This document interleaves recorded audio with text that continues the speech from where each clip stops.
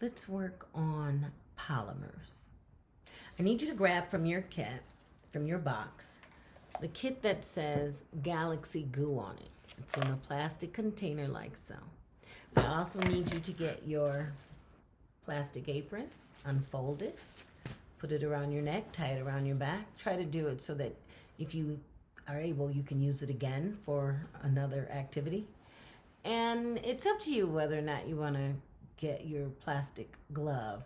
Don't tend to use it for the creating of the polymers or the slime, as we call it. Tend to use it for the non-Newtonian fluid activity, or the oobleck, which we will get to. We haven't done yet.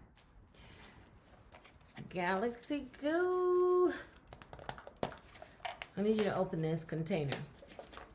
In this container, you have two substances that have been presented in equal measure, meaning that there is a 1-to-1 ratio.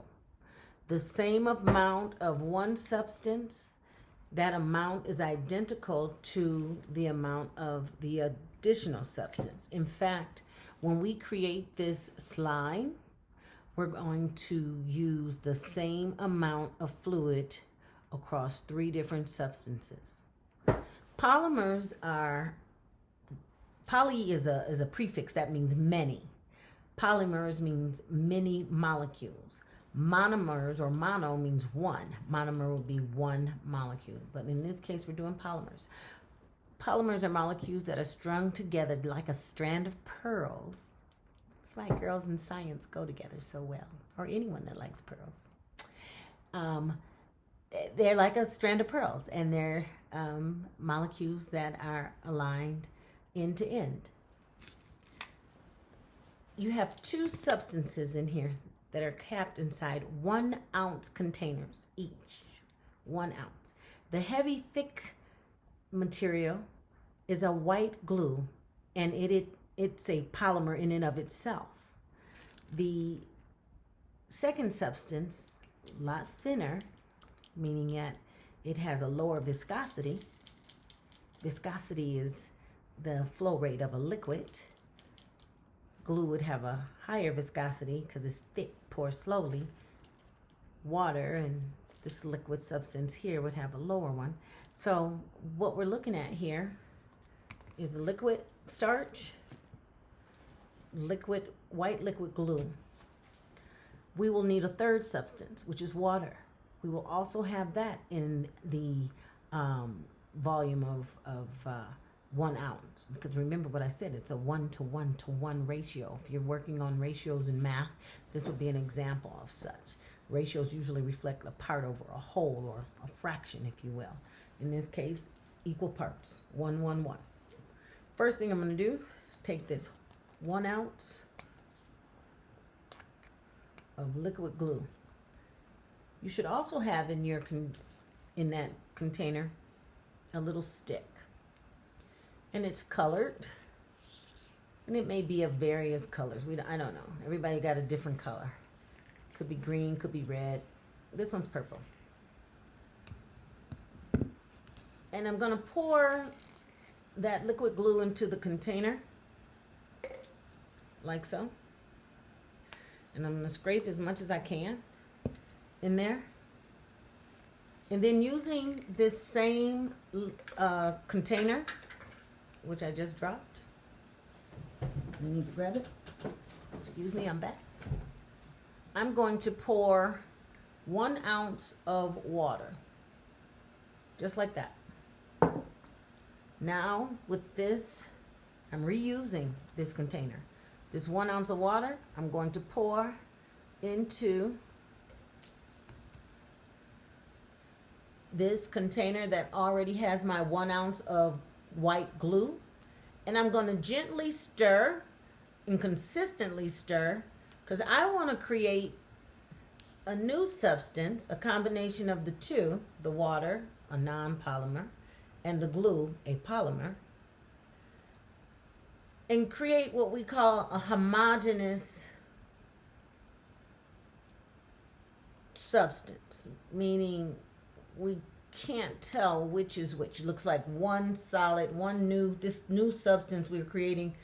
I can't tell where the glue is, the water, because we've gotten all the lumps out, and it's just nice and smooth. And that's what you're going to do. And you're going to continue to do that until you get that nice homogeneous mixture. And once you have that, you're going to take your now third substance, another polymer, this liquid starch. Now, how you pour this, I want you to make note in your journal. Okay, remember, title it, we're dealing with slime. Date it, we're doing it on X date. Note your materials and their amounts, their values, value amount. And we're measuring in ounces. And it's interesting, ounces, can be used to describe weight, mass, volume. It's just interesting how we can use the unit of measure ounce. But I want you to determine and to document if you're going to do a little bit of it at a time and then stir, as I'm doing here, or if you're going to dump it all in at one time, the starch into the existing substance, combination substance, homogeneous substance of the water and the glue. Okay, I did a little bit. I'm going to add a little more. But you'll decide how you're going to do that. And once you start to do that, you'll see. And in your e-workbook, it's going to talk a little bit about the science of this and how this starch adheres to the molecules and the other substances. And you start to get some good slime. Ooh, that's good slime. Ooh, look at that. And now you'll see the purpose of the colored stick because it starts to give your slime a little color. Ew, look at that. Now I haven't used all of my starch. So I can take a little measurement now of how far this current substance of slime for me will stretch. I could do that. Then add more starch and then see, does that help to elongate my substance, my slime? What does it do once I have all of it in there? Ooh, how does that feel? Ooh, look at that. Ooh, you're going to touch it with your hands. You're going to get it all everywhere. Don't blame me, Mom and Dad, if it ends up everywhere, because I'm telling the geniuses, please spread some paper out if you have it, or just be really, really carefully neat as much as possible.